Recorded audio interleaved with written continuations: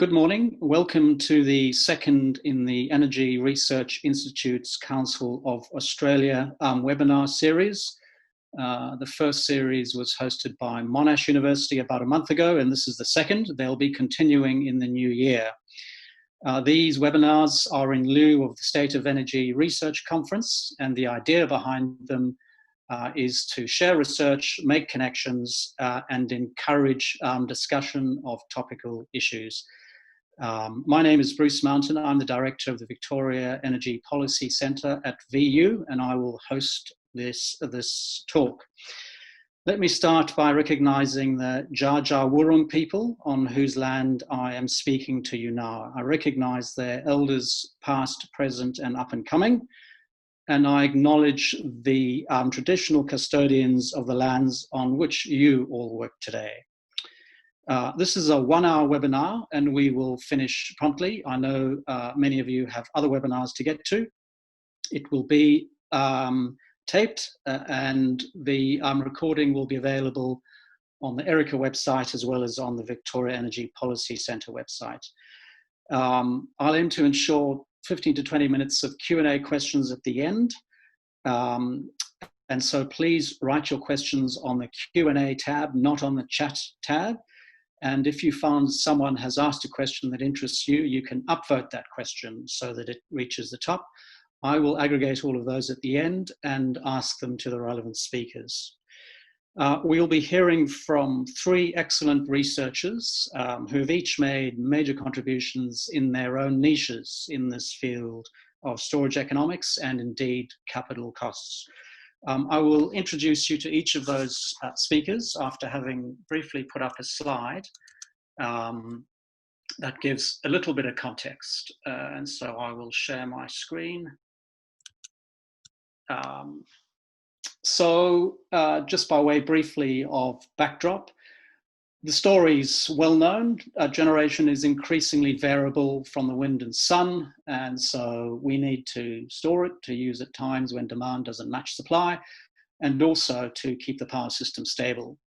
Just a few quick facts. Small-scale battery storage in Australia, according to Sunwiz, was 69 megawatt hours in 2019. By 2020, that had grown to 143 megawatts, roughly 22,000, and last year, and in 2020 we don't know yet, but I imagine 3 times the size. Grid-scale battery storage in Australia, according to Wood Mackenzie, was 499 megawatts, 3 times that last year, and expected 10 times what it was this year by 2025.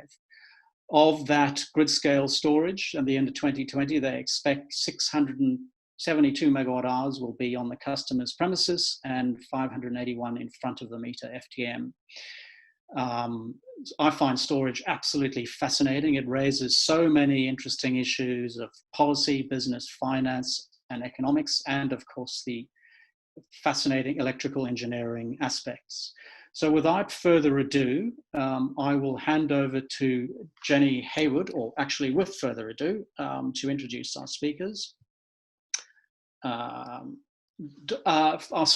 first speaker is Dr. Jenny Hayward, who's a senior research scientist at CSIRO. Jenny will be known to many of you for her long work in capital cost estimation and the excellent work that CSIRO does that underpins the ISP and so much of the research that we all do. Dr. Steven Percy, a senior research fellow at the Victoria Energy Policy Centre, will follow, talking about modelling research that he is doing on storage. And Dr. Dylan, a senior research fellow at the Climate and Energy College at Melbourne, will be speaking us about work that he did in 2015 that he's updating, and also sharing with us his interesting thoughts on the governance of storage. So without further ado, I'm going to hand over to Jenny Hayward. Jenny.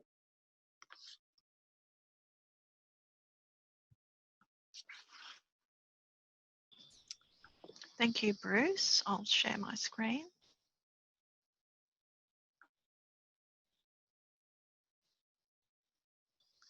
Okay, so today I'm going to be talking about the economics of electricity storage with a focus on GenCost that Bruce mentioned. that's where we do all of the cost projections for electricity generation technologies for Australia.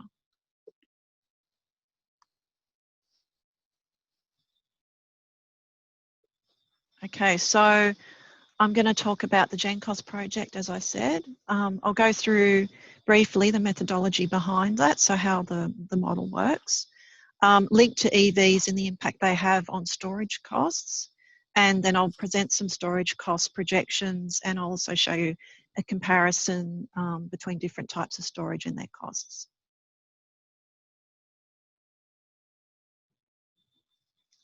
So we undertook the GenCost project basically because there had been cost projections undertaken previously by the government. So there was the Australian Energy Technology Assessment, but that went for 2 years. Then there was sort of a break, and then there was the APGT by the CO2 CRC. That was the Australian Power Generation Technology Report. But again, they were sort of on a piecemeal basis. So we wanted to actually have something that was on an annual basis. We wanted something reliable, transparent and consistent that could be used in modelling such as the ISP for AEMO. So we started the GenCost project with AEMO in 2018, and it's a good collaboration between the two organisations. So their part is to provide the current cost and performance data of the technology. So they normally get, well, they have every year actually, they get a consultant to do that for them. And then we undertake all the cost projections using our models. And as part of that, we have stakeholder process throughout the whole thing. So at the start, we go through the scenarios that we're going to look at with the stakeholders. We go through the results and then the final report with them. So the next iteration, draft report, is out on Friday.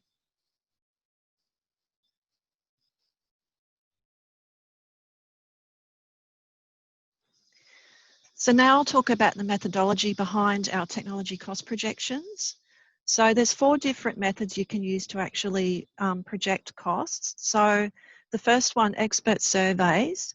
So the IEA use that for their projecting costs of electricity generation. So they sort of put that report out once every 4 years, and they send out surveys.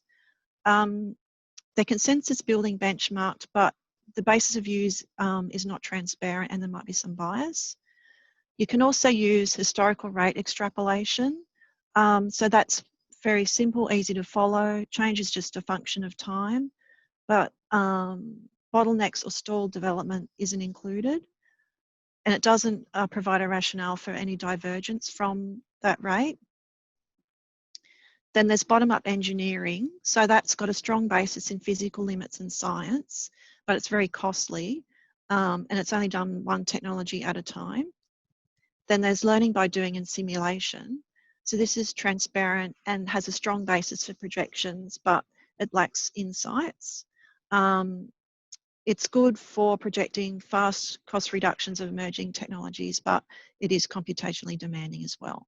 So what we do is a combination of 3 of those. So we use historical rate extrapolation for mature technologies such as steam turbines, where there's a lot of data on that, and their costs aren't expected to change drastically in the future. We use bottom-up engineering for things like concentrating solar thermal, carbon capture storage, and all of that's embedded in our global and local learning modelling framework. And this relies on using learning curves, which are based on historical data.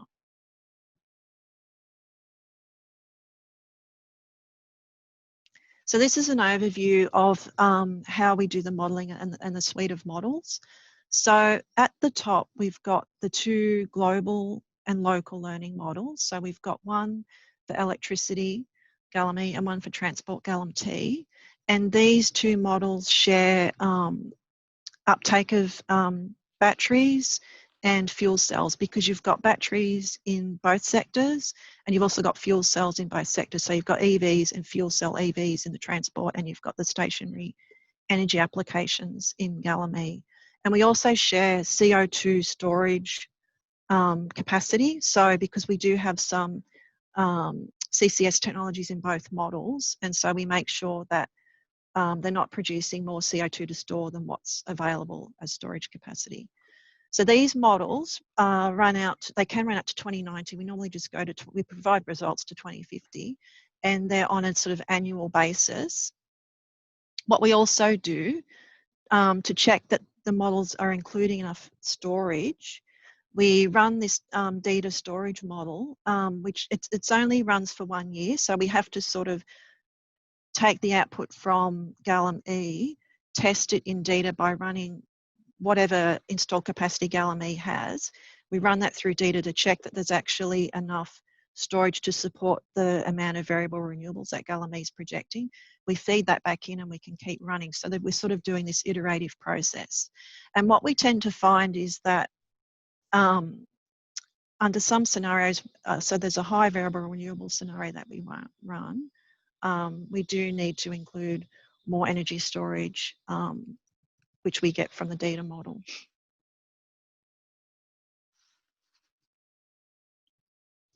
So the projections rely on historical data. So we need historical data to actually put together the learning curves and the learning rates. So I'm sure a lot of people have seen this by Nick Visten Nielsen in 2015. So, and with this paper that was in Nature Climate, it had fantastic data, an Excel sheet with fantastic data. So we're able to sort of pull out the data, and we're able to use that to come up with some learning curves of our own.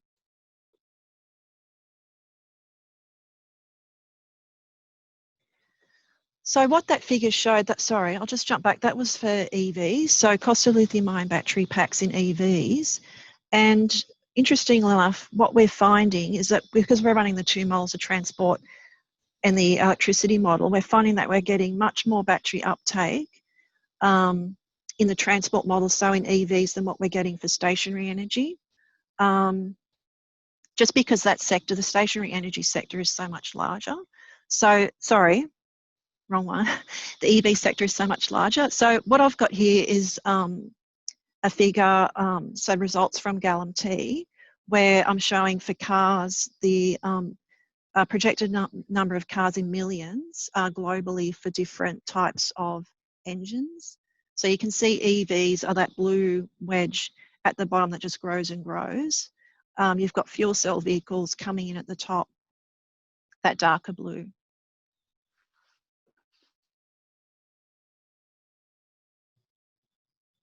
So this is our battery pack cost projections, excuse me, from last year, from last GenCost. And we run the 3 scenarios. We've got a central scenario which has, it's sort of like our business as usual. It has current policies, but not any new policies. We've got high VRE, which there's no constraint on variable renewables. And we've got diverse technology where variable renewables are constrained. So we get a range of other renewable technologies in there, like, or low emission, like carbon capture storage, biomass, that type of thing, geothermal. But both of those, high VRE and diverse technology, have a very high carbon price, and they get to near zero by 2050. So we've updated this. This has been updated for the next GenCost, which, as I said, is out tomorrow. I will say battery pack costs are now lower. Now, this is from the last GenCost as well. So we don't just look at batteries, of course. We also looked at pumped hydro. And this is a figure showing the storage cost versus duration of battery energy storage and pumped hydro. So it's an annualised capital cost, and what this is showing is that at sort of the lower range of hours of storage duration, batteries are the most economic technology, as you'd expect. We've only got the data going out to 8 hours of storage, but looking at that trajectory, it looks like it's just going to keep going up. and be more expensive than pumped hydro. So at the sort of longer storage duration periods, pumped hydro is more economic.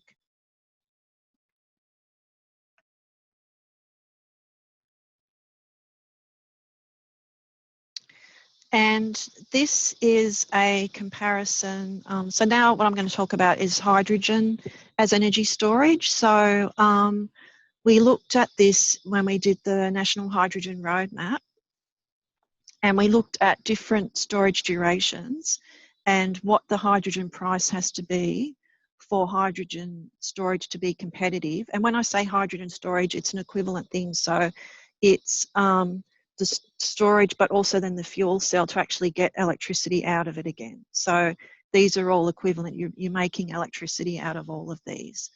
So this figure is for sort of several hours of storage duration. And for hydrogen to be competitive against batteries, it needs to be produced at under $1.75. We've done some recent work which shows that's going to happen out into the future. So maybe beyond 2030. So it could happen. But then batteries are going to get cheaper as well.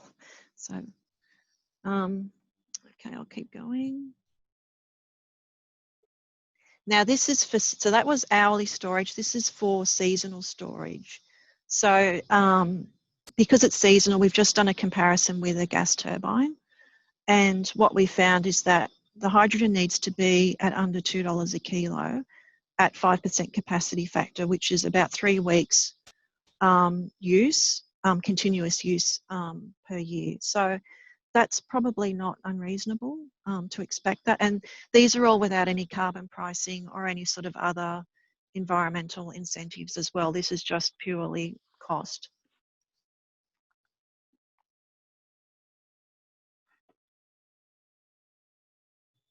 Okay, so summary of my presentation.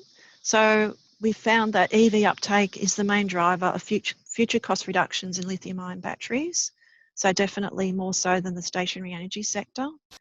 And batteries are the lower cost technology for up to 8 hours of storage, and then pumped hydro is cheaper. And in order for hydrogen and fuel cells to be competitive as storage, the hydrogen needs to be produced at under $1.75 to compete with batteries, and under $2 to compete with gas turbines for seasonal storage. And I'll just say again, our new report's out tomorrow. I don't have a link for it, unfortunately, but if you Google CSIRO GenCost, hopefully it'll come up. And that's all I've got. Thank you. Marvellous. Thank you, Jenny. That was very informative. I can see a lot of lateral thinking in CSIRO's approach to these cost estimations. And those battery pack cost curves, stunning decline. Of course, those are last year's figures, and to know that the updated figures will be lower still is remarkable. Everyone's chasing a steeply declining cost curve. Just by way of introduction to Jenny as well, Jenny tells us that she has a black thumb. She loves gardening, but she's best at actually pulling out weeds. But I'm sure that's just Jenny being Jenny. I'm sure she's a jolly good gardener. Steven Percy's up next. I know Steven well. He works in the centre. He's an absolute ace in data modelling and extraction of data and making sense of it. And he's an accomplished windsurfer too. So Steven, over to you. Thanks, Bruce. And also thank you, Jenny. That was really interesting to see how you're doing the modelling. I use that data all the time, so it's really interesting to see and hear about your modelling approach in a bit more detail. So I'll just share my screen now, get my slides up.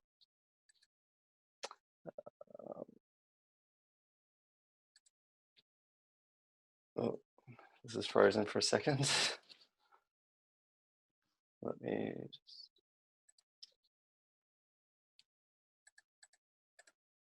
All right.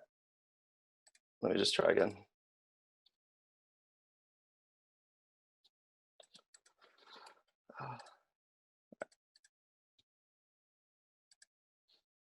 Sorry, PowerPoint closed. It's starting up again.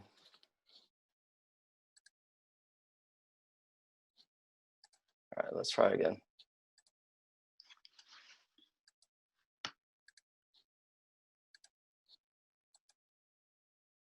Okay, I think that's working. All right, so what I'll be talking about today is large-scale battery storage in the national energy market. And what I'll go through is the current batteries that are in the market. I'll be talking about how they're generating their revenue and how profitable they've been. I'll then talk about a model we've developed to simulate battery storage revenue operating on the FCAS markets and providing energy arbitrage. I'll then validate the model on reproducing the operation of the Ballarat battery storage system. And then finally, I'll use this model to answer 3 questions. These are, how is revenue impacted by a diminishing FCAS market? How do different storage durations impact the revenue from a battery operating on FCAS and arbitrage?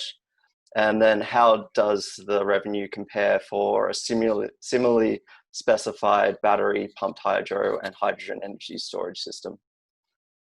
So currently we have 5 large-scale batteries operating in the national energy market. Most of these have about round about 1 hour of storage, some with a little bit more or less.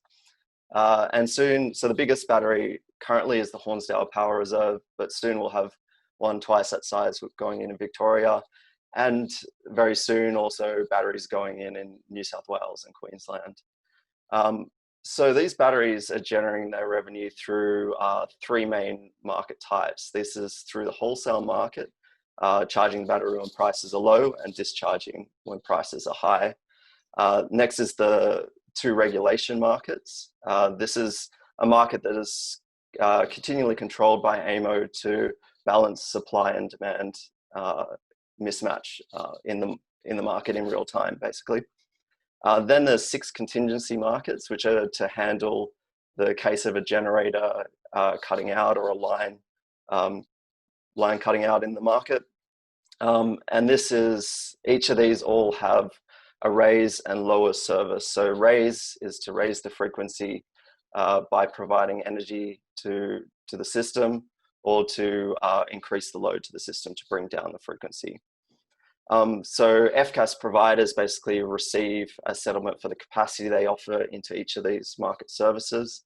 And if that service is called on, so say if there was a contingency event which required energy to be provided by a battery system or another FCAS provider, then the generator will receive the wholesale market price for the energy they provide. So batteries have, been, the Hornsdale Power Reserve came in 2018, and they've been highly profitable since they've entered the market. You can see on these charts, this is the Hornsdale Power Reserve and the Ballarat battery, and most of their revenue is being generated from regulation and contingency services, with a small amount of revenue coming from arbitrage. So these are highly profitable, and it brings up the question, is this going to sort of continue? And what I've shown here, FCAS is not a new thing for the national energy markets. It's not related to batteries specifically. They're just set up to be able to provide FCAS services very well. So what we see here is the volumes being offered into the raise regulation and the contingency raise 6-second markets from 2012 to now. And the colors represent the different fuel types that are providing FCAS to the market. And you can see, like, historically, that black coal and brown coal and gas and hydro have been providing the FCAS service. Whereas when batteries came online, ideally suited due to their high ramp rate capabilities, they've been providing FCAS services to the market. A thing to note is that these are not big markets. This is for the whole of the NEM, and we need about 250 megawatts of raise service. So it's not a big market, considering that a 300 megawatt hour battery is going to come in next year, which will cut into these FCAS markets. The thing that we've seen since batteries have come online is it's pushed, specifically in the raise 6-second, has pushed out a lot of the FCAS that coal was previously providing. You might see the step up here. This is because AEMO specified an additional 50 megawatts of regulation FCAS. So this step is not related to batteries. However, they might not have specified that if batteries were not in the market. But naturally, with more batteries coming in, it will have an impact on these prices in these different markets, and absolutely probably reduce the revenue that these current batteries are receiving in the market. So let's talk about the modeling we've developed, and I'm limited in time, so I'll try and get through all of this. But and I would have loved to talk about this model in detail, but I'll give an overview of sort of what it's doing. We've developed a linear programming optimization model, which simulates the operation of a battery in the national energy market, providing arbitrage and operating on the 8 FCAS markets. The battery is operated subject to the feasible operations of that battery in the different FCAS markets. These are subject to the ramping limitations and the FCAS trapeziums. So into the model, we provide things like power capacity and energy capacity of a battery, its ramping requirements or limitations, the round trip efficiency, cycle cost, and the 5-minute prices. And we solve this optimization at 5-minute intervals for a time period. We've done up to 2 years, but generally about a year of data the optimization is solved for. We then get out of the model for each 5-minute interval the capacity offered into each of the 8 different FCAS markets, as well as the dispatch of the battery charging and discharging. So we take these first 3 boxes and basically calculate the total revenue of that battery system operating in the NEM. And we've done that for the specifications of the Ballarat energy storage system, just to validate the model's producing reasonable results. And this is the revenue, monthly revenue in each of these different services, different markets. And we see that contingency is simulated very accurately. Some in regulation, we see some overestimation and some underestimation. Typically, if there's overestimation in one, there's underestimation in the same month in a different market, sort of showing that there's a marginal difference between offering capacity in one or the other. And the operator of Ballarat potentially chose a different market, and in addition to that is the perfect foresight of the model that can limit this.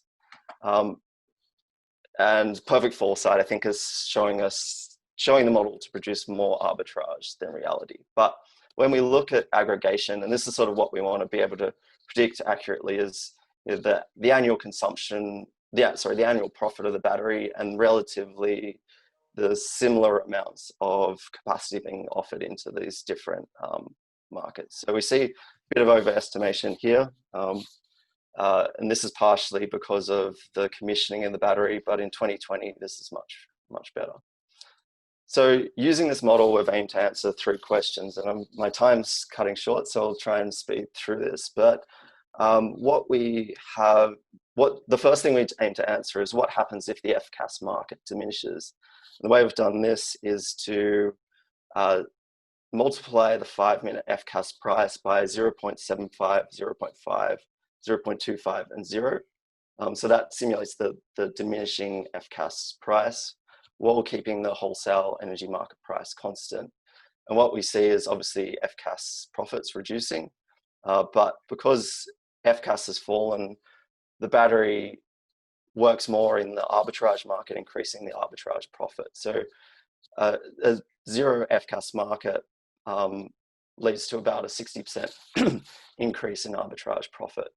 But realistically, we might see in the next short term, we might see FCAS prices fall. So we might see some of these generators lose a couple of million in the future. But price volatility could increase, and hence arbitrage might increase in the future. So next thing we look at is the impact of different hours of storage on battery profits. And the first thing to note is here, for the arbitrage component of this curve, this flattens out above about 4 hours. And this indicates that more than 4 hours of storage, there isn't much of a price signal within the current market to indicate that we need long hours of storage. The price sort of indicates that above 4 hours, you're capturing most of the very high prices and much of the very low prices to make profit. And then all is left with your limited power capacity is sort of medium high and medium low prices. And the differential is not there to really make high profit. Price volatility could change, and that might change in the future. But this is what we see right now. When we consider the FCAS component of this curve, FCAS profit can be gained basically more on power capacity and less so on the energy capacity. And so this means that even with a short number of hours of storage, the FCAS profit is high, which causes sort of this curve to flatten off earlier. If FCAS prices were to fall further, we expect this sort of flattening off here to sort of shift more towards 4 hours. And so the last thing we look at is how do different similarly specified batteries, pumped hydro and hydrogen fuel cell systems, how do they compare in annual profit when operating on the FCAS and arbitrage markets? This is for Victoria price, and we see that in this case, we've specified the hydrogen fuel cell to have the same ramp as the battery. But realistically, there's more complexities in operating a hydrogen system, like startup time of electrolyzers and things like that, which we do not consider here. But for comparison's sake now, we specified this ramp rate to be the same. And that leads to, even with the more hours of storage and the round trip efficiency, leads to very similar annual profits for batteries and hydrogen. The slower ramping capability of pumped hydro really limits how much FCAS it can provide. And so that leads to a much lower FCAS component, but then the capacity can then be used to provide more arbitrage, and hence we see arbitrage higher for a pumped hydro system. So we expect pumped hydro, if it comes in, to more operate on the energy markets rather than FCAS. So I'll summarize with a few points.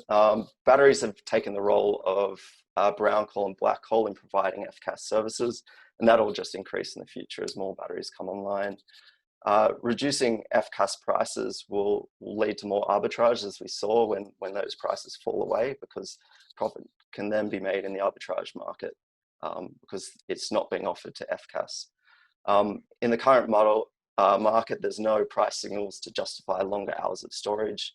And then finally, the slower ramping of pumped hydro leads to the capacity, it leads to higher profit in running on arbitrage opposed to FCAS. All right, so I'll hand back to you, Bruce, and thanks all for listening to my talk.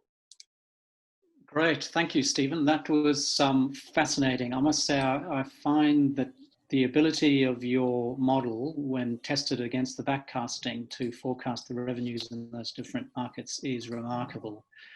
And also how the revenue changes as a function of the length of storage in both the arbitrage as well as the FCAS markets. That's incredible. Our next speaker, Dylan, has achieved much in his time at Melbourne. I know Dylan to be someone who keeps his ears to the ground on what's actually happening in the market, but now also comments with increasing weight on the governance of energy markets. Dylan, when he's not thinking about energy market problems, is a farmer of pumpkin and garlic. So we're looking forward to hearing what you have to say about energy, Dylan, and perhaps also about the garlic market. Over to you. Yeah, great. Thanks, Bruce. I don't have much to say about the garlic market this year. Haven't done a lot of farming due to COVID, I'm afraid. But yeah, thanks for the introduction. And yeah, thanks to Jenny and Stephen as well. I mean, actually, Stephen's analysis is actually quite similar to the analysis that I've been sort of doing. Very similar, in fact. And I'm not going to speak. I'll speak a little bit about it, but given what Steven's covered, it doesn't make a great deal of sense to go over it. It's largely consistent. But yeah, I'm going to, I guess, ask some more draw out some more perhaps controversial or speculative questions around the future of some of these markets and the role of markets in, I guess, decision making and investment decisions in them, and particularly with respect to storage. But yeah, just as a quick update, a quick start, as Bruce mentioned, we did a paper in about 2015 that looked at the optimal operation of energy storage, specifically in the South Australian market region, and really only focusing on arbitrage. So not really, or actually not at all, things like frequency control ancillary services. But when I've got arbitrage there, arbitrage in a with an asterisk, there's sort of, I guess, two components to think about here. There's sort of below $300 prices, which I consider to be sort of standard energy value, and above $300, which is more your capacity value. So things that, if you're a peaker, selling a cap contract and providing those super peak protection sort of products, or providing those peak services. So that paper looked at those two components of it. So sort of the energy component and the capacity component, but not the FCAS, which I'll talk about in a second. But essentially the sort of updated analysis based on, the last 2-3 years of data is pretty consistent, that there's, in terms of there's a limited value in long duration storage. It depends on the I guess the technology you're looking at, but yeah, generally beyond about 4-6 hours, you're sort of getting very diminishing marginal returns. But there has been a bit of an increase in arbitrage value since the original analysis was done. So this is from that original paper that shows on the left hand side, I've got the value of storage by financial year, storage capacity. So hours of storage are the colors on the side. And yeah, there's quite a lot of volatility there, as you can see. And the sort of unit there is the dollars per kilowatt year. So you have a kilowatt of storage, how many dollars you would be expecting to sort of extract from the market if you're operating them optimally during those years. So sort of similar to what Steven was just saying, that beyond about 4 hours of storage, you really are getting diminishing returns from your maximum amount there. So that's the sort of the old analysis. So probably worth keeping in mind that shape of diminishing returns, and also the value of storage and the dollars per kilowatt year figure, and sort of comparing them to the last 12 months. I just chose this because this is probably the most, I guess, interesting one and relevant one in terms of comparing to the previous analysis. There are diminishing returns, but they are, I guess, less, or at least the results I found were less steep than Steven's. I should point out these are just the below $300 prices and above $0 prices. So this is essentially that energy component, taking out a lot of that volatility. But you sort of see a similar pattern. We're seeing, value in a similar range as we've seen historically, slightly higher, but still that diminishing returns over time. I guess, yeah, the quick general conclusions there, relatively similar, but there are still questions that remain unanswered around how you actually finance this stuff, because the standard contracts, one which I mentioned before, cap contracts, aren't particularly well suited to underwriting this technology, because you have, I guess, energy constraints. If your 2-hour battery runs out and you've got a 3-hour price spike, you're left holding the can in a fair bit of strife with a standard cap contract. But yeah, the more interesting thing again is perhaps, or one of the interesting things is looking at the capacity value and co-optimization with the FCAS markets. So yeah, as Steven nicely explained, you can do all sorts of interesting things and co-optimize across multiple markets at once. This diagram shows a sort of representative day in February early this year, where you have yeah, the battery moving between the contingency markets and the regulation markets and the energy markets multiple times throughout the day, to sort of provide those services. And what you actually find is, if you are, again, consistent with Steven's work, is that the regulate, or the FCAS value, so here we've got value of capacity gain, dollars per kilowatt year, is substantially higher in the FCAS markets compared to energy. And the reason I chose to, or one of the reasons I wanted to show you this particular figure is the contrast with 2014 versus 2015 and 16. And you can obviously see there's a pretty big change there because of the value, what's happened with the value of the FCAS markets over that period. And again, I guess similar to what Steven did, looking at how that might change if you put some sort of elasticity into the FCAS prices, or make some assumptions around what would actually happen if you start putting in substantial amounts of it. It would reduce a lot of that volatility and those high prices, and you do get even though those figures look roughly similar, the scales are out by about a factor of 3 between the two, and energy arbitrage becomes more important, and you do get a bit more value with energy arbitrage in a relative sense. But without dwelling on this too much, a bigger question, I think, in my mind, or a more interesting question, is to think about the actual, I guess, concept, or the way that we actually procure FCAS at the moment. It's essentially a monopsony. That is, AEMO is the only buyer. There's no natural counterparty for hedging risks or contracting, and this is a bit of a challenge. I mean, compared to a solar farm or a wind farm, you can go and sign a PPA. Who do you sign a PPA with for FCAS? The answer to that is it's essentially a merchant play. You contract it, or you underwrite it with something else, and FCAS is essentially cream on top, or a nice bonus. So you've got that sort of dynamic, or that sort of feature of the market. Another one is that they are actually very small, again, as Steven mentioned.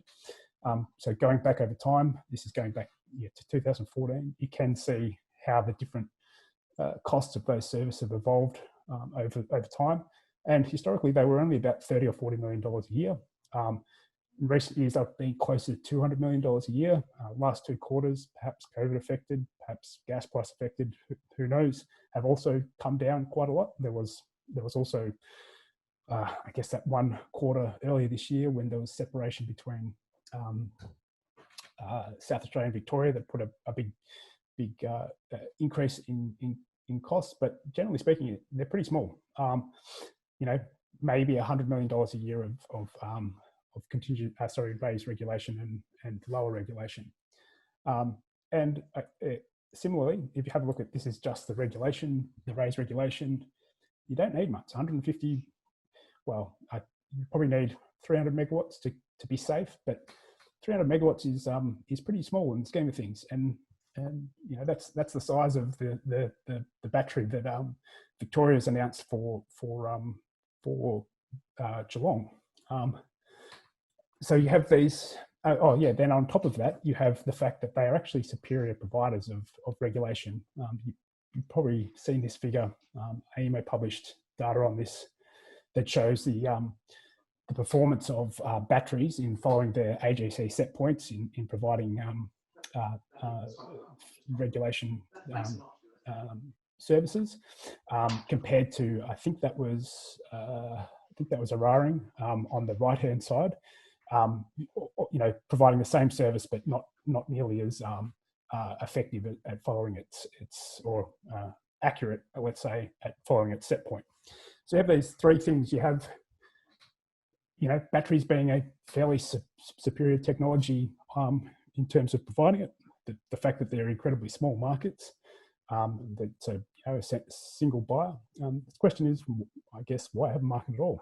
Why not just contract 100 megawatts or a couple hundred megawatts of batteries at strategic locations around the NEM to provide this? And I think there's a question about whether or not the current arrangements and the current market is actually providing good value for consumers. You know, if they're costing in the vicinity of $200 million a year, that could, you know, you could build a lot of battery on a, you know, with a regulated sort of model and provide all of that FCAS for that. So there's sort of a question around whether or not this style makes a lot of sense, particularly when batteries are so well suited to particularly regulation. But you could envisage a system where even all contingency services are actually provided by batteries as well. Now, just to follow on from sort of Steven's appraisal of the different projects that are happening in NM,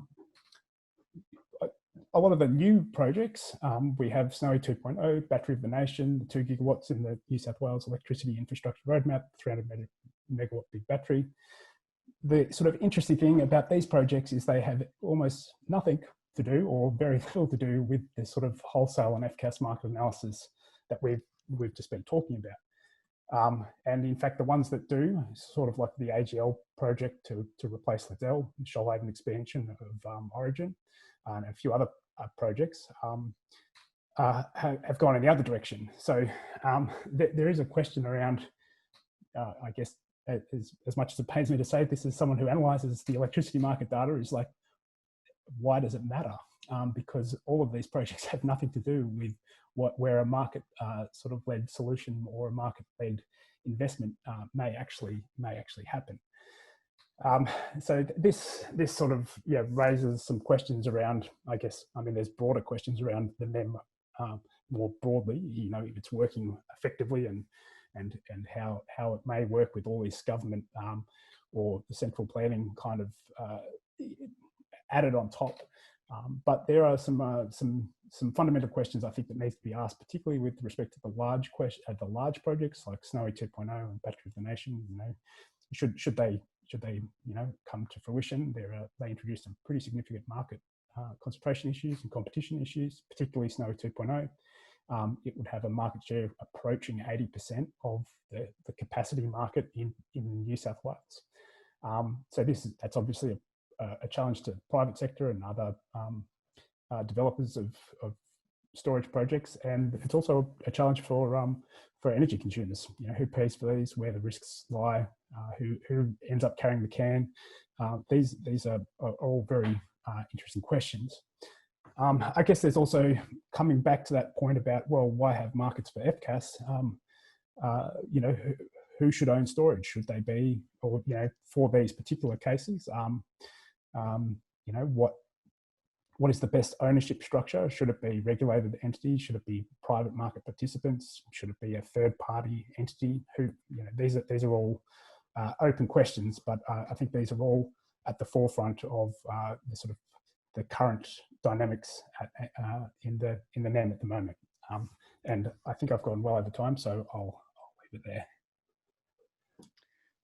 Well, that's super. Thank you, Dylan.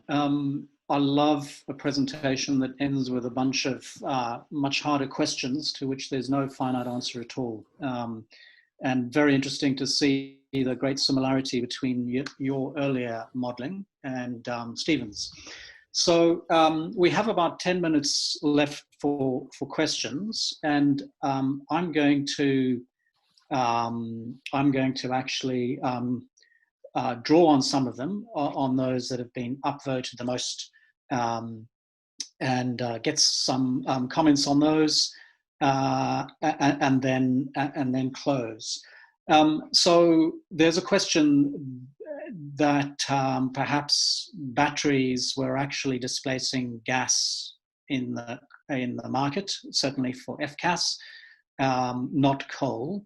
Whereas Stephen was showing that it was actually coal that they were largely displacing. Stephen, do you have any comments on that? Yeah, so it's kind of hard to see, and especially when you look at the regulation raise, the amount of regulation raise increased at around about the same time many of those batteries came online, and so because of that raise, in the raise regulation market, there is a minimal impact on coal, but slight. It's it's a marginal thing there, but definitely in the the contingency market, coal has been impacted the most by batteries coming online. Yeah, it's hard to tell because of the increased requirement in the regulation market. Yeah, perhaps I'll just say, I think there's a volume and a price effect here. Certainly when the battery in South Australia was taking out gas generators that were giving FCAS at those times, that was partly volume, but it was largely price. And so when you look at it as a revenue issue, it seems to be displacing gas, but the vast bulk of the ancillary response in the short term is coal, and that's undoubtedly where it's coming from. We also have several questions on the demand and supply for FCAS, and Dylan and Steven, perhaps either of you could offer thoughts on that. Will the movement to a 5-minute market and increase in semi-scheduled and closure of coal increase demand or supply, or increase demand? And what will that do to the FCAS needs from batteries and others? Steven and Dylan, either. Yeah, so there could be more profit. There'll definitely be more profit produced from arbitrage in a 5-minute market, because the battery can run for 5 minutes and get the really high peak and then not run for the rest of the half-hour period. Whereas previously they would get the average of, they might run for 5 minutes, but they'll get the average of the price over that half-hour period. So that might change the decisions about which markets allocate their capacity going to a 5-minute market. So it might see that the battery will operate more in arbitrage and less in FCAS, which could potentially see more energy traded than FCAS provided in some circumstance. Depends on how the wholesale market price is. I think that covered part of it. Okay. Dylan, do you have any thoughts? My only thought would be, if you've done just not to base too much analysis on the current 5-minute pricing, because it is based on it is in the context of it being smeared over the 30-minute period, so that I expect that the patterns that we see in the 5-minute pricing at the moment will change quite a lot. Well, they should, all else being equal, change quite a lot, because the incentives and alignment of pricing and settlement should change behaviour. So yeah, it's very, I think it's very hard to sort of predict what will happen. I think the big losers will be slower OCGTs and gas units that won't be able to, that can currently ramp up to provide services towards the end of a 30-minute period. That won't be possible in a 5-minute world. But yeah, the question to batteries will certainly be beneficiaries, but yeah, the question to what it might mean is very, very crystal ball-y, if you ask me, but I'm not sure. Okay, Jenny, we have a question for you. In your last slides, you did a comparison of hydrogen against battery, and there was a question on a comparison of hydrogen against forms of pumped hydro for seasonal storage. Do you have any thoughts on that? Yeah, I mean, it's a good point. I was just actually having a look back at the roadmap, and we were saying it would be because it's unlikely to be any new construction. I guess we were trying to do a comparison of new storage systems rather than existing, existing and then a new system. Yeah, but I think it would be interesting to look at, and I wish that we'd done it at the time. So apologies for that. Yeah, well, that's fine. I think a common thread across many questions, Dylan and Steven, is how the demand and supply for storage will be affected in the longer term with step changes, and also the impact of batteries on arbitrage margins available for pumped hydro and how it'll work. Do you envisage, I know this is crystal ball gazing, it's from a computational point of view very problematic, but with the insights you have in modelling it, do you have a view on how the rise of storage supply from battery and pumped hydro is going to impact each other and impact the arbitrage margins?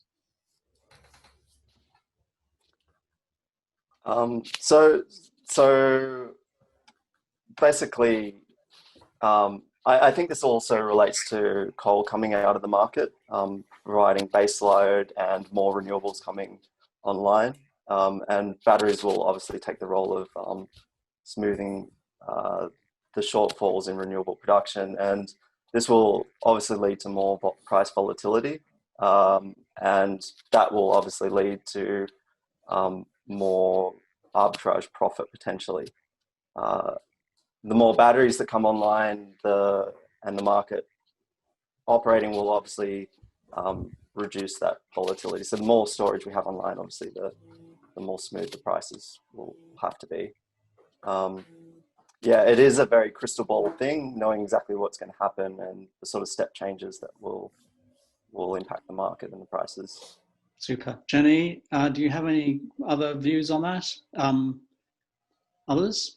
Dylan? I mean, I guess all else being equal, you'd expect, yeah, that arbitrage revenues to decline as new batteries come on. But I guess the dynamics of that would be that you know, the effect of the duck curve would also you know, it would, you know, the increased load during the middle of the day would push up prices for solar. New solar might come online, that would then push down. So if you're talking about sort of short-term dynamics versus long-term dynamics, I think you have quite different sort of things to think about. But yeah, it's not the sort of cannibalization of the arbitrage market is not something I'm particularly worried about. I think there's bigger things to worry about with respect to what's happening in the NEM and investment than cannibalization. But, yeah. Okay, folks. On that note, let me take an opportunity to thank Nancy, who's organised the seminar for us in her excellent way and made sure it all operated smoothly, and thank our three speakers for the time and effort they put into fascinating presentations. Lots of food for thought. We've had an excellent audience, and I've noticed that numbers have hardly dropped off, so you've stayed engaged. Lots of interesting questions. You'll have the contact detail of our speakers, and the Erica website will have the recording, and you can also get it from the Victoria Energy Policy Centre website. And Erica will certainly look forward to inviting you to future webinars. We don't yet have a date or a time or a venue.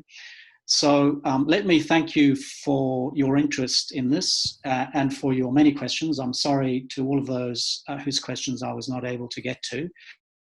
And let me thank again Nancy and our speakers for an excellent session.